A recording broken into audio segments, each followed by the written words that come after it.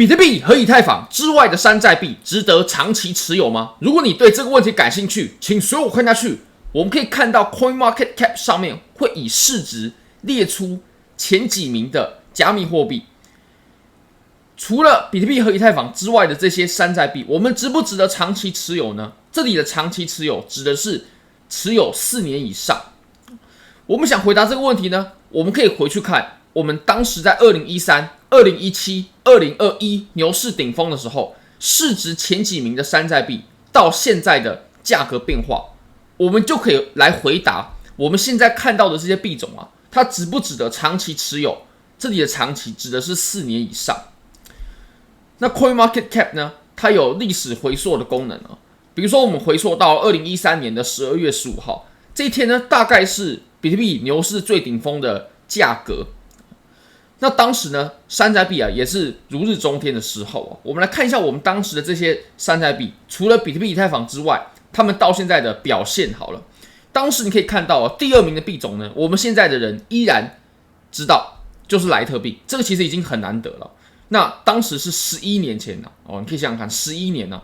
当时莱特币的价格呢是31块。那经过了这11年的上涨之后呢，当前莱特币的价格是64块，也就是在这11年中啊，莱特币它上涨了2倍。那么瑞波币呢，当时11年前的价格是 0.029 美金，那现在的价格呢是 0.55， 也就是上涨了大概20倍左右。那你可能觉得20倍好像还不错啊，对不对？可是你要想想看啊，比特币当时的价格是876块啊，涨到现在的大约6万美金，那么大约是一个60-70倍的涨幅。那为何不直接买比特币呢？那你说除了前3名的币种，像 Peercoin， 我相信现在的人应该也不会有人知道了，也不会有人讨论啊。然后 Quark、Namecoin、WorldCoin， 注意哦，这里的 WorldCoin 跟现在的 WLD 的 WorldCoin 是不一样的。现在的 WorldCoin 的代号是 WLD， 当时的代号是 WDC， 这2个是不一样的币种。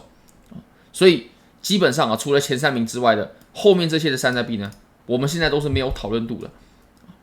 那你可以看到，比如说什么 MegaCoin 啦、PrimeCoin 啦、Tethercoin 啦，全部都不见了啊。除了前3名的币种外，其他全部都不见了。那你可以去对比一下啊，这是我们在2013我们看到的这些币种，我们在2017仅仅过了4年之后哦。我们过了4年之后，这是2017年牛市顶峰的时候的前10名市值山寨币。你可以看到出现了很多我们熟悉的身影啊。不过基本上2013年的这批除了前3名之外的山寨币呢，其他全部都被淘汰了，全部都不见了，从表格上面不见了。你可以看到，我们先来看一下 Bitcoin Cash 啊，比特币现金，这个我们现在大家也都还清楚啊。当时我们在7年前的价格啊，是在1862块。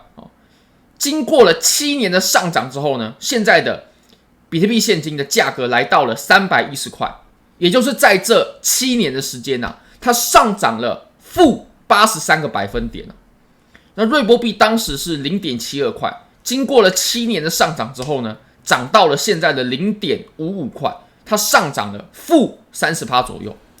莱特币从当时的318块，经过了7年的上涨，涨到现在的64块，也就是上涨了-80% 左右。Cardano 从当时的 0.5 块，经过了7年的上涨，涨到现在的 0.33 块，也就是它上涨了-40%。IOTA 当时是 3.9 块，涨到现在的 0.12 块，也就是它跌去了大概 97-98% 左右，涨了-97-98%。Dashcoin 经过了7年啊，从1105块涨到现在的 23.56 块，它上涨了-98% 以上。那你可以看到这个第9名的 NEM 啊，这个代号是 XEM 啊，它当时是 0.68 块啊，经过了7年的上涨啊，涨到现在的 0.016 啊，也就是它上涨的这个幅度大概也是-98% 左右了。门罗币它经过了7年啊，从当时的351涨到现在的172，上涨了-50%。那你可以看基本上我们在前10名的山寨币呢，如果我们一直拿到现在你可以发现基本上你还不如拿比特币。比特币当时才2万块而已，现在6万至少有3倍，对不对？那以太坊呢，当时是719块啊，现在是2400块哦，大概也是3倍多了。所以贵的东西呢，它有贵的道理的啊，并不是说平的东西它就会涨得比较好啊，绝对没有这回事的。所以基本上除了比特币、以太坊之外呢，后面的山寨币你拿到现在呢，如果长期持有的话，它不会给你正的回报，那你更不用说它还会有更替的问题了。其实你可以去看我们当时在2017年出现的这些山寨币呢，我们到了2021年，就是我们上一轮牛市的时候呢，它大约也有至少一半以上的山寨币呢是被汰换掉了，就不见了，从前10名出去了。你可以看一下我们当时在2021年12月牛市顶峰的时候是有哪些山寨币，比如说 BNB 这是大家现在是耳熟能详。不过你要知道，当时在2017年呢，它是没有 BNB 的当时在2017年是没有 BNB 的。那 Solana 当时在2017也没有Cardano 有了Rainbow币有了对不对？然后 Terra 你要知道Terra Luna 你还记得吗？它归零了当然了，这是由于它设计上的问题然后 Polkadot、Avalanche、狗狗币等等，这个我们现在都还知道不，那你可能会说啦，我们回看当时2021年的这些山寨币我们现在当前的榜单上面呢，一样很多有在榜单上面那是不是市场被改变了呢？绝对不是的，只是因为我们这轮牛市还没有到山寨季。我们到了山寨季的时候，也就是到了我们这个牛市快结束的时候，我相信我们在2021年榜单上面前几名的山寨币，至少会有一半是我们现在没有看过的。那反而言之，就是会有一半我们现在看到的山寨币被从榜单上面给淘汰下来。而且呢，如果我们拉长远来看它的回报率呢也不会太好，就如同我们前面所看到的那样。除了比特币、以太坊之外其他的这个就你也知道我们刚复盘是什么状况。那如果你对这些交易机会感兴趣的话，非常欢迎你可以点击影片下方的 Bybit 链接，现在只要 KYC 入金$100就送你$500的仓位，你只要点开下方的链接，会有一步一步教你如何领取空投的流程。你只要完成任务之后呢，你就可以领取$500的空投仓位，拿去开比特币、以太坊、Solana 的仓位。赚钱的你可以直接提币走，亏了也没关系，因为这本来就是赠送的仓位，这真的非常非常划算优惠那很多人呢会把股市的经验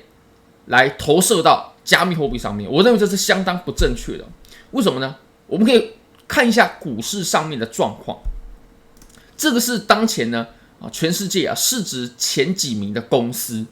比如说大家都知道的苹果、微软、NVIDIA、Alphabet、Amazon 这个是中东挖石油的公司然后 Meta 就是脸书嘛然后 IG 等等的，然后伯克夏台积电里面居然有一家台湾的公司。好，那这些公司呢是现在2024年的公司的市值排行其实我们回推到3年前、5年前，它一样也是这些公司的。但是加密货币，如果你回推个4年，那情况就真的完全不一样了当然啦，股市它牛熊的周期也是比加密货币要长很多了它整个牛熊转换的周期也是长很多了可能8年、10年短一点5年、6年那加密货币是只有4年那你看，如果我们回推到当时2014的时候，我们依然可以看到我们当前在2024年可以见到的很多公司，比如说苹果，这个大家都清楚对不对？然后微软 Microsoft、Windows 大家都用过嘛 ，Google 大家现在最红的浏览器最红的这个搜寻引擎一样是 Google 波克夏就是巴菲特的公司乔森对不对这个它还是有生产一些疫苗什么的。我们新冠2020年的时候一样有很多人打的是乔森的疫苗对不对？然后沃尔玛美国的零售商这大家也不会不知道所以你可以看到在股市上面的10年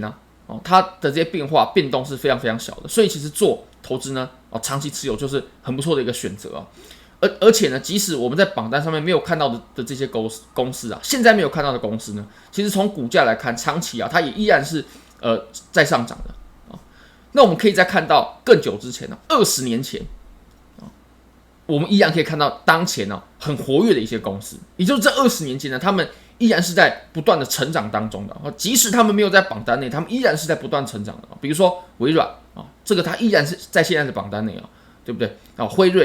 辉瑞疫苗大家新冠疫情的时候都知道嘛，对不对？它现在依然是很活跃的，它的股价也在这20年之间呢，也上涨了非常非常多，所以做长期的价值投资呢是非常合适的。那花旗银行这不用讲嘛 ，Citibank 对不对？沃尔玛美国的做零售的然后Intel 做这个电脑晶片的或者说做这个电脑的相关的，这个大家现在也都还在用然后汇丰银行这个不用讲了嘛，汇丰银行我相信没有人没有听过了所以即使在榜单内呢没有出现的这些公司他们依然是很活跃的，而且股价也上涨了非常多所以如果是长期持有的话，在股票上面呢绝对是非常适用的。那这个时候我们就来探讨一下其实加密货币跟股票呢，它有相似之处，也有很多的不同之处。如果我们把两者呢用相同的分析方式我相信我们就会得出错误的结论。比如说股市呢，它的发展已经400-500年了从17世纪的荷兰东印度公司有占领过台湾的北部当时他们就是靠着掠夺殖民地的资源嘛，公司非常的赚钱当时荷兰东印度公司就有发行股票，所以股票的发展它已经经过了400-500年了。可是你要想想看加密货币我们从2008、2009到现在，那不过是15-16年的时间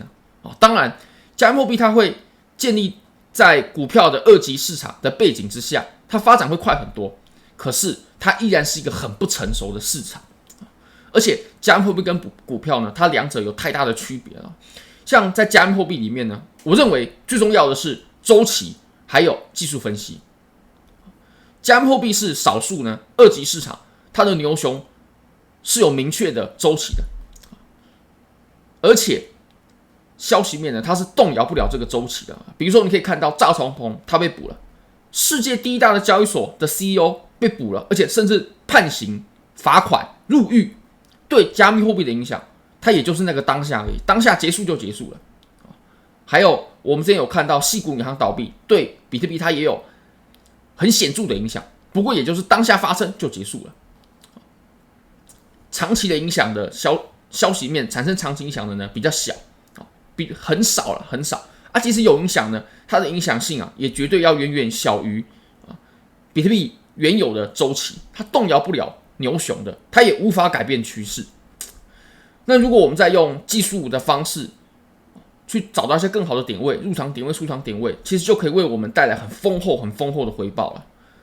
那股市呢，其实跟加密货币真的完全不一样我认为在股市里面呢，最重要的是基本面跟消息面。一家公司它到底赚不赚钱决定了这家公司它的股价会怎么走。自己创业开公司那得多难现在赚钱非常不容易如果这家公司它赚钱，我巴不得成为它的股东让公司为我赚钱。所以公司它的基本面的这些数据呢，只要好，它最终的股价呢一定会飞黄腾达。但是加密货币那可就不一样了，对不对它的之间的这个可比性呢，其实就没有。而且公司呢，另外一方面消息面也很重要因为公司的这些消息面呢它最终它就会慢慢反映到公司的获利能力、获利的状况等等的。所以这两者呢，还是有相当大的差异结论：如果你要投资股票的话，长期持有，你一定要挑选体质好、能稳定赚钱，而且它未来发生风险几率很小的大的公司的股票。那么在长期呢，你可以获得超额的回报，如果你愿意长期持有，如果你有耐心的话。但是在加密货币里面呢，除了比特币、以太坊之外，长期持有你可以看到它的结果呢，往往是不好的。当然呢，你一样找得出在这10几年间呢，翻了好几十倍、好几百倍，甚至好几万倍的加密货币。比如说狗狗币，它就非常传奇它在2014年的时候就出现了，那到现在那这就不用讲嘛翻了非常多。不过你真的能在这么多几千几万个币种里面找到狗狗币吗？如果你觉得这支影片对你有帮助的话，非常欢迎你可以帮我的影片点赞、订阅、分享、开启小铃铛，就是对我最大的支持，真的非常感谢各位，拜拜。